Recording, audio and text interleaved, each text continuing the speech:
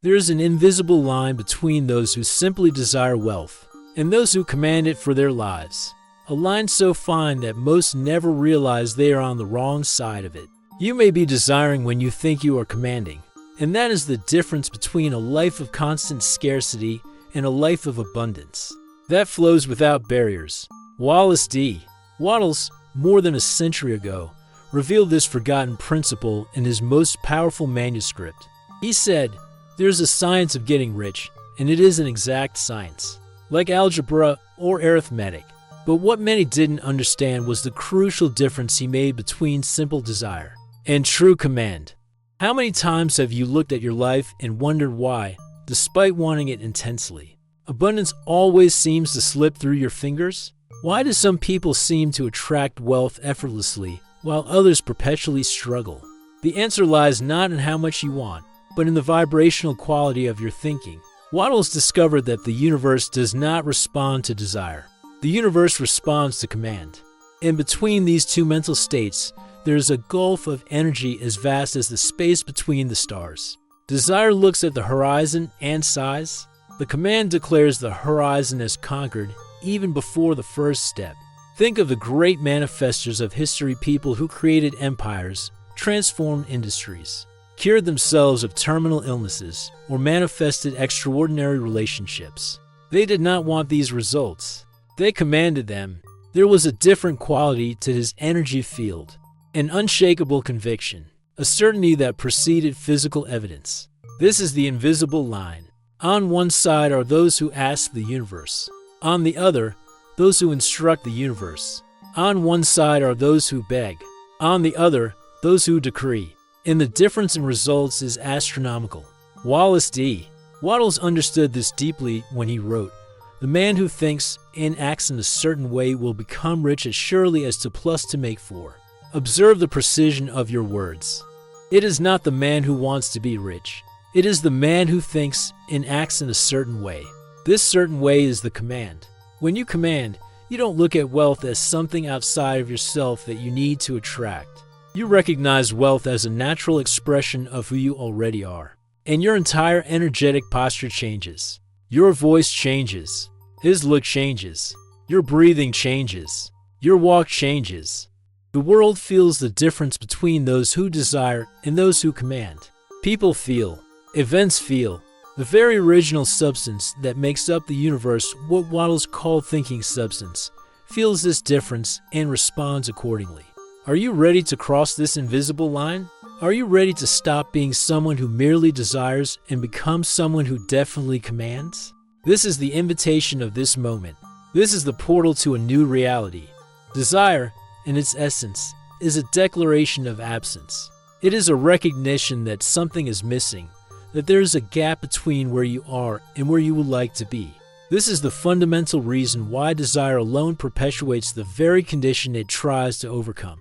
When you state, "I want to be rich," your subconscious mind registers, "I'm not rich right now." When you say, "I hope to one day have that house," you are effectively declaring, "I don't have that house right now."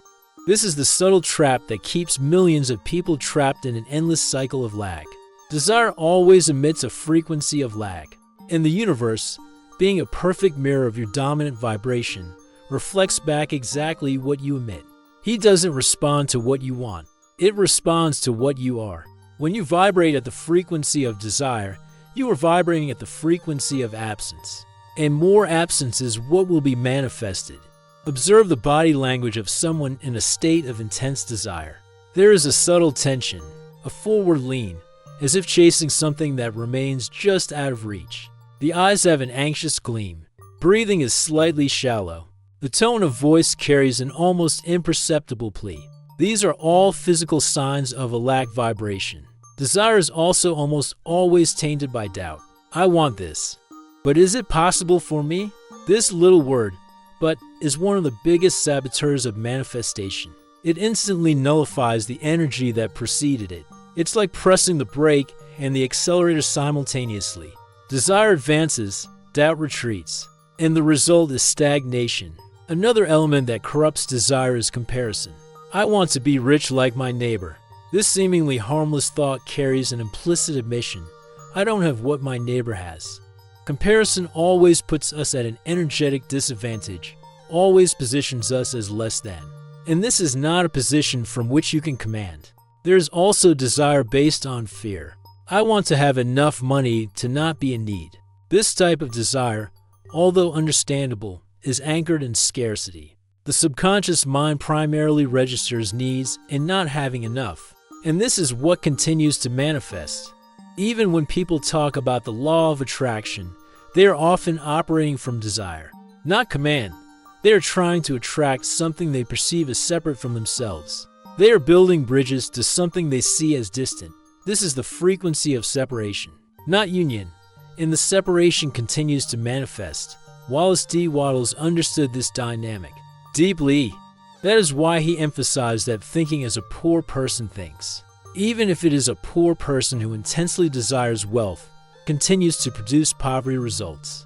It is not the intensity of your desire that determines your results. It is the quality of your vibration. Desire also carries an element of future tense. I want to have it. I will have it. I hope to have it. This projection into the future keeps the manifestation perpetually in the future. Tomorrow never comes, and the desire continues, unsatisfied, eternal, a horizon that recedes as we advance. Most people spend their entire lives wishing, visualizing, affirming, without understanding why manifestation does not occur. The answer is simple. They never cross the invisible line between wanting and commanding. They continue to operate on the frequency of absence, separation, doubt, and the future. And it is precisely this frequency that blocks the manifestation that you so long for. When Wattles spoke of an exact science, he was not using the word science as a figure of speech. He literally believed he had discovered a set of laws as precise and reliable as the laws of physics. For him, the command was not a mystical technique or an esoteric ritual. It was simply the recognition and intelligent application of immutable universal laws. The property of thought and speech to command the original substance was discovered by beings who thought deeply, wrote Wattles. He saw command as an innate human ability, a spiritual birthright that most have forgotten how to use. The key to this command, according to Wattles, lies in the thinking substance, a conscious intelligence that permeates the entire universe, and from which all things are made. This substance responds to thought, not just any thought, but thought invested with a specific quality of certainty and faith. Thinking in a certain way will bring wealth to you, but you must not rely on thought alone and leave aside personal action. This is the rock on which many scientifically brilliant thinkers are shipwrecked, the failure to connect thought and personal action. Here Wattles reveals another essential element of command, the integration between mind and body, between thought and action. Command is not just a mental exercise. It is an integral posture that involves your entire being. It is thought, word, emotion, and action, all align on the same vibrational frequency. Wattles made a crucial distinction between faith and hope. Faith is more than belief. It is psychological knowledge, conviction based on a law whose operation is certain. Hope looks to the future. Faith declares it. As accomplished now, hope asks, faith commands. To command effectively, Wattles prescribed three indispensable elements. First, absolute faith, not faith as believing against all evidence, but as a deep and unshakable knowledge of the creative nature of the mind in conjunction with the original substance. Second, gratitude in advance, being grateful for what is not yet physically manifested as if it were already a complete reality. For Wattles, gratitude was not just a moral virtue, but a practical and scientific way of tuning your mind to the frequency of abundance. Third, purposeful action, not frantic action based on anxiety, but calm, confident, efficient action that flows naturally from the state of inner command. An often overlooked aspect of Wattles' teachings is his emphasis on clarity. You must know what you want and be specific and definitive. Effective command is not vague. It's not generic. It is precise, detailed, and crystal clear in its intent. Perhaps the most radical element of Wattles' vision is his insistence that getting rich is not just a possibility, but a spiritual duty. You cannot serve God and man in the highest way if you are poor. He saw poverty as an unnatural condition, a violation of the cosmic order, a denial of divine purpose. This perspective completely reverses the traditional dynamic of spirituality. It is not a virtue to accept poverty. It is virtue to command abundance, not as an end in itself, but as a means of fuller expression of your divine potential. Wattles also emphasized the role of emotion in command. It's not enough to think the right words. It is necessary to saturate these thoughts with the corresponding emotion. Combine faith with purpose, power with will, dreams with practical action. Effective command has a visceral component, a sensory quality that can literally be felt in the body. The difference between desiring and commanding, according to Wattles, is not a matter of semantics. It is a fundamental difference in existential stance. It's the difference between borrowing and claiming what's already yours, between begging and decreeing, between waiting and knowing. Don't ask God to give you what you want, advised Wattles. Just tell him what you want, with the full faith that it is already yours, and he will give you what you want. This is the scientific essence of the command. The understanding that abundance is not something to be earned, but something to be recognized as ours by divine right. What Wattles intuited more than a century ago, modern science is only beginning to understand. Quantum physics has revealed a vision of reality that remarkably resembles Wattles' thinking substance, a fundamental field of potentiality responsive to the consciousness of the observer. When physicists discovered that subatomic particles exist in superposition states until observed, they inadvertently validated what Wattles called thinking a certain way, reality. At the fundamental level, is not made up of solid matter, but of probabilities that collapse into specific events through interaction with an observing consciousness. Dr. Bruce Lipton, cellular biologist and author of The Biology of Belief, has demonstrated how our perceptions and beliefs literally reprogram our genetic expression. What we think, and more importantly, what we believe on a subconscious level, alters our biochemistry, changes the expression of our DNA, and consequently shapes our physical experience. Neuroscience has also confirmed what Wattles intuitively knew. Our repetitive mental patterns literally sculpt our brains. Through neuroplasticity, we create neural pathways that reinforce our dominant ways of thinking. A mind that habitually desires creates neural structures that support more desire. A mind that habitually commands creates neural structures that support more command. Dr. Joe Dispenza has documented extraordinary cases of people curing supposedly incurable illnesses through what he calls psychoenergetic coherence, a state that remarkably resembles what Wattles described as thinking the right way. In this state, the brain, heart, and nervous system enter into a synchrony that literally reconfigures the body's electromagnetic field. The HeartMath Institute has scientifically demonstrated that the heart generates an electromagnetic field 5,000 times more powerful than the brain. When we enter a state of heart coherence, characterized by heightened emotions like gratitude, appreciation, and unconditional love, this field expands and becomes more ordered. It is precisely this state that Wattles described when he spoke of gratitude as an essential element of command. These scientific advances give us a more sophisticated understanding of the mechanism behind them. Command, it's not magic, it's not wishful thinking. It is the conscious application of principles that govern the interface between consciousness and reality. The difference between willing and commanding can be understood in terms of quantum coherence. Desire is a state of incoherence where thoughts, emotions, words, and actions are misaligned, creating interference patterns that cancel each other out. Command is a state of maximum coherence, where all aspects of your being are aligned into a single focused intention, creating an amplified wave pattern that reorganizes the quantum field. Lynn McTaggart, in her book The Intention Experiment, documented rigorous scientific experiments demonstrating the power of focused thought to alter physical systems at a distance. The determining factor was not the intensity of the desire, but the quality of the intention, precisely what Wattles described as the difference between desiring and commanding. Dr. Greg Brayton has studied ancient manuscripts in parallel with modern scientific discoveries. He notes that spiritual traditions around the world describe techniques of non-petitionary prayer, where one does not ask for something, but gives thanks as if one has already received it. This is exactly the difference that Wattles articulated between willing asking and commanding. Declaring as done. Epigenetics, the study of how environmental factors influence genetic expression, offers another scientific parallel to Wattles' teachings. Our genes do not determine our destiny. They respond to our internal environment, our thoughts, emotions, and beliefs command. Seen from this perspective, is the conscious creation of an internal environment that activates genes associated with health, abundance, and well-being. Placebo studies also illuminate the mechanism of the command. A placebo works because the patient believes they are receiving an effective treatment. This belief, this inner certainty, literally activates the same biochemical pathways that would be activated by the real medicine. It is the command in action at the cellular level.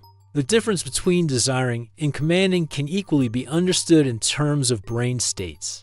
Desire predominantly activates beta waves associated with analytical thinking, judgment, and separation. The command predominantly activates alpha and theta waves associated with receptive, integrative, and coherent states where the barriers between observer and observed dissolve. When Wattles spoke of thinking substance responding to our thinking, he was articulating in 19th century language what quantum physicists now describe as the non-local information field that permeates all existence. The difference between willing and commanding is the difference between looking at this field as something separate from you versus recognizing it as an extension of your own consciousness. Language is not merely a vehicle for communication. It is an instrument of creation.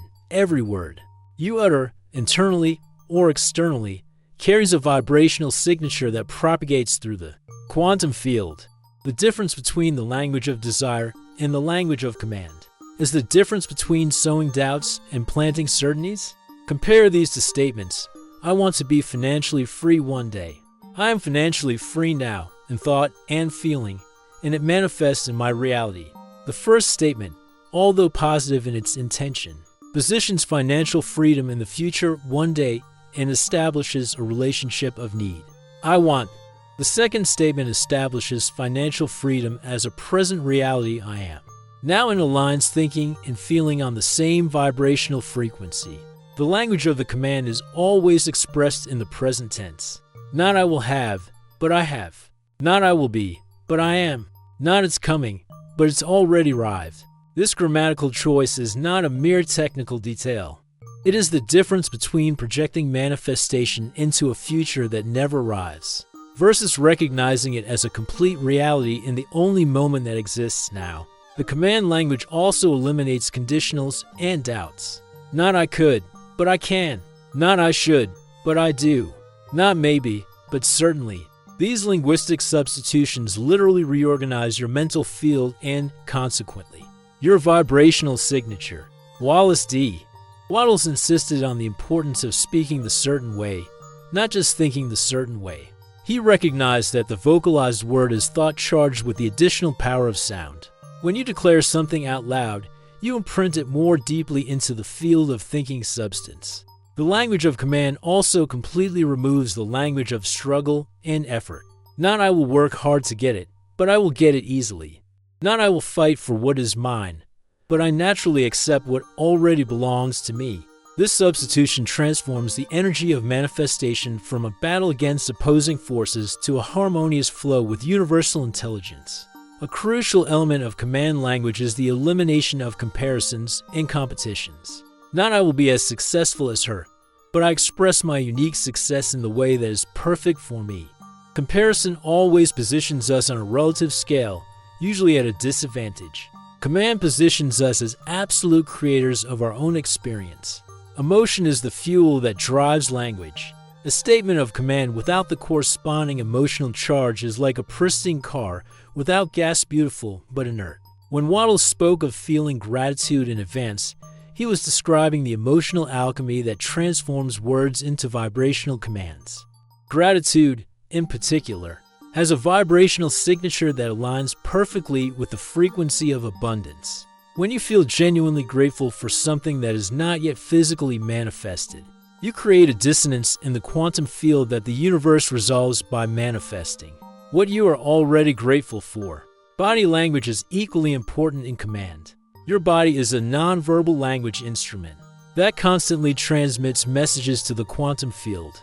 The upright posture, the deep breathing, the relaxed shoulders, the steady gaze, these are all elements of body language that communicate command, not desire. Even your tone of voice conveys your true mental stance. The desire is usually expressed in higher, more tense tones with an upward inflection. Like a question, the command is expressed in lower, more resonant tones with downward inflection. As a definitive statement, when you integrate verbal, emotional, and body language into a single coherent frequency, you are speaking not just to other people, but directly to the field of thinking substance.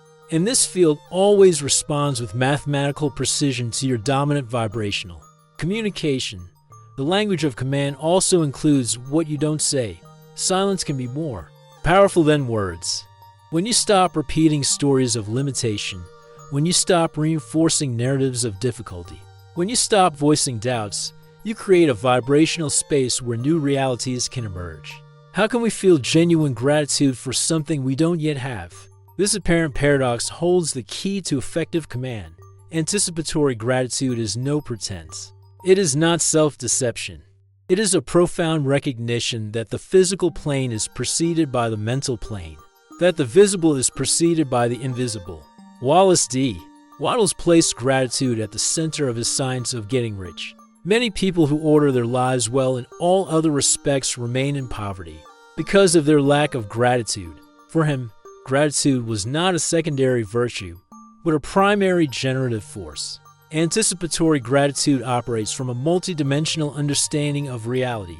On the third-dimensional physical plane, you do not yet possess the object of your desire, but on the causal planes where thought and emotion form the matrix for physical manifestation, you already have it completely. Anticipatory gratitude is simply the recognition of this higher reality. When you give thanks for something before its visible manifestation, you are not practicing self-deception. You are aligning yourself with the natural order of the creative process. All manifestation proceeds from the invisible to the visible, from the mental to the physical, from energy to matter. Anticipatory gratitude simply honors this universal sequence. There is a crucial difference between staged gratitude and genuine gratitude in advance. The first is a conscious mental technique. The second is a state of being that involves your entire energy field. The difference can be felt in the body. Genuine gratitude, even for something not yet physically manifested, produces real physical sensations and expansion in the chest, a lightness in the body, an increase in vital energy. Wattles described a state he called living in the spirit, existing primarily on the plane of causes, not the plane of effects. Anticipatory gratitude is one of the main gateways to this state. When you give thanks for something as if you had already received it, you are operating from the causal plane, where all manifestation originates. Modern science offers a useful analogy for this process through quantum wave function theory. Before observation, a particle exists as a probability wave, not as a defined object in space-time.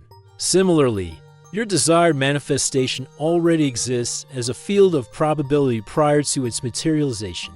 Anticipatory gratitude collapses this probability field into a specific reality. An often overlooked element of anticipatory gratitude is its power to counteract negative emotional states. You cannot feel gratitude and fear simultaneously. You cannot feel gratitude and anger simultaneously. Gratitude automatically displaces low vibrational emotions that block manifestation. Anticipatory gratitude also activates what neuroscientists call reward circuits in the brain. When you feel genuinely grateful, your brain releases dopamine, serotonin, and oxytocin, neurotransmitters associated with feelings of well-being, connection, and pleasure. This neurochemical state is highly magnetic, attracting experiences that reinforce and amplify it. There is a simple technique for cultivating genuine anticipatory gratitude: multisensory immersive visualization. Don't just vaguely imagine what you want. It is necessary to involve all the senses: seeing, hearing, touching, smelling, feeling its manifestation as if it were already present. The the more vividly you can experience your manifestation. Internally, the more naturally you will feel authentic gratitude. Another powerful technique is to write letters of gratitude for the future as if it were the present. Dear Universe, I am deeply grateful for my radiant health, for my strong and energized body, for every cell vibrating in perfect harmony. This exercise creates a new neural circuit associated with the desired manifestation and, with repetition, makes the state of anticipated gratitude your default mode of operation.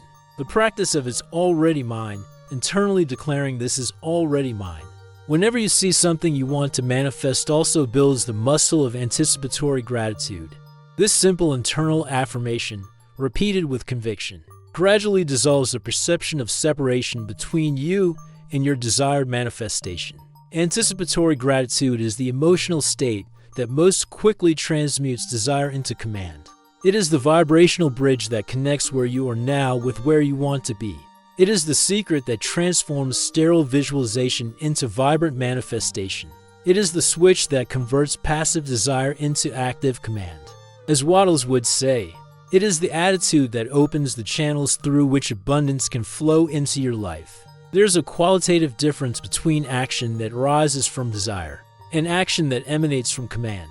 The first is usually an anxious attempt to compensate for an internal perception of lack. The second is a graceful movement that confirms and extends an internal state of wholeness. This is the difference between pushing the river and flowing with it. Wattles was emphatic.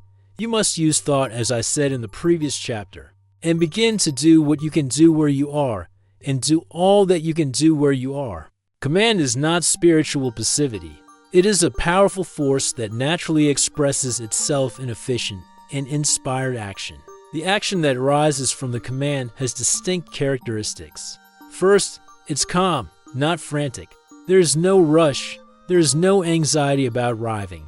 There is only deliberate, focused, precise movement. Whoever commands knows that the result is already guaranteed on a mental level. Physical action is simply the natural conclusion of the process. Second, the action that flows from the command is graceful, not forced. There is an almost artistic quality, an elegance in the movement that emerges.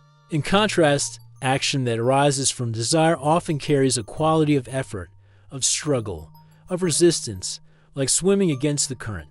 Third, command-based action is guided by intuition, not strategic calculation. There's a sense of being moved, of being guided by a higher intelligence that knows the path of least resistance to manifestation. Desire-based action, on the other hand, often involves excessive planning, obsessive preoccupation with details, and attempts to control every variable. Fourth, command action is consistent, not sporadic. It does not depend on external motivation or waves of enthusiasm. It flows from a constant internal source, like water from a spring that never dries up, regardless of external conditions. Fifth, the command-based action is lighthearted, not cumbersome. There is an intrinsic pleasure in the process, not just from the perspective of the result. Action that rises from desire, on the contrary, often carries a sense of duty, of obligation. Of I have to do this to get that. Wattles called this doing things a certain way. It's not just what you do, but how you do it. The vibrational quality of your action is as important as the action itself. Actions performed in the command state have an exponentially greater impact than the same actions performed in the desire state. There's also the concept of the magnetic moment, the precise moment when action produces maximum results with minimum effort.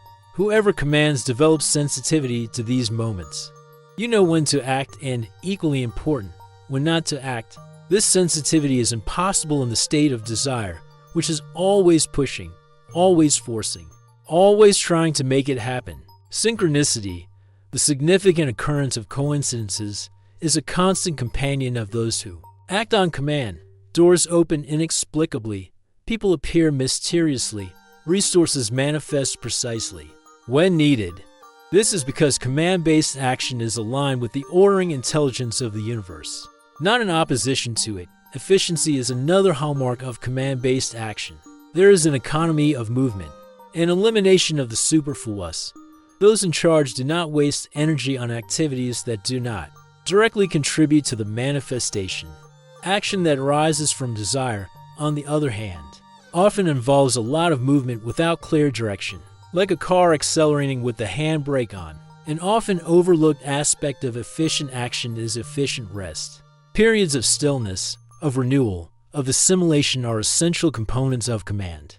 Wattles emphasized the importance of frequent periods of contemplation. These are not moments of idleness, but vital interludes where the inner vision is refined and strengthened. The true measure of success is not the volume of action, but the quality of the manifestation that results from that action. A single action performed in the command state often produces more results than 1,000 actions performed in the desire state. As Wattles observed, when each action is successful in itself and when each action is strong, their success together will be inevitable. Success is inevitable for someone who commands and acts a certain way, because such a person is simply following the natural laws of creation. Just as water inevitably flows into the ocean, action based on command inevitably results in manifestation, not by magic, but by the intelligent application of universal principles. We have reached the end of this journey of exploring the difference between willing and commanding. But this is just the beginning of your living practice. Wattles' lost principle is not a theory to be contemplated, but a science to be applied daily. You now understand that there is a fundamental dividing line between desiring, which arises from lack, and perpetuates separation, and commanding, which emerges from wholeness and manifests union. You understand the anatomy of desire and why it alone keeps so many people trapped in cycles of scarcity. You explored Wattles' science of command with its emphasis on the right way of thinking, feeling, and acting. Modern science, through quantum physics, epigenetics, and neuroscience, has confirmed what Wattles intuited more than a century ago, that our consciousness is a creative force that shapes material reality. You have learned the language of command and how to replace phrases of desire with statements of power. You have discovered the paradox of anticipatory gratitude and its ability to collapse probability wave functions into concrete manifestations. And you recognize the qualitative difference between action based on desire and action emanating from command. The invitation now is simple but profound. Consciously choose to cross the invisible line. Decide, right now, to stop being someone who merely desires and become someone who definitely commands. This decision is not trivial. It is a complete reorientation of your existential stance. It's a change of identity. Get started today by replacing a single wish phrase with a command statement. Turn "I want health" into "I am healthy now" in thought, feeling, and progressive manifestation. Notice the immediate difference in how you feel. Notice the change in your energy. Feel the expansion in your vibrational field. Practice anticipatory gratitude daily. Take 5 minutes each morning to give deep gratitude for blessings that are not yet visible, but that you recognize as already complete on the causal plane. Allow this gratitude to permeate your entire being, creating a magnetic frequency that attracts precisely what you are grateful for. And then, act from this new state of being, not to achieve, but to express. Not to obtain, but to extend. Not to achieve, but to manifest what already exists internally. Notice how your action now carries a different quality, more graceful, more intuitive, more powerful in its effects. Always remember Wattles' words: thought is the only power that can produce tangible wealth. From the original substance, your conscious command, invested with absolute faith and anticipated gratitude, followed by inspired action, is literally the creative power of the universe expressing itself through you. You were not put into this world to beg from life. You came to command life. This is your divine birthright. This is its essential nature. And the time to claim this power is now, not in some hypothetical future, but in this very instant of eternal consciousness. The difference between willing and commanding is not just a philosophical distinction. It is the portal to a completely new life. Crossing this invisible line, you enter a reality where abundance is not the exception, but the norm. Where the manifestation is not occasional, but constant. Where the miracle is not rare, but every day. Welcome to the world of conscious command. Welcome to your true home.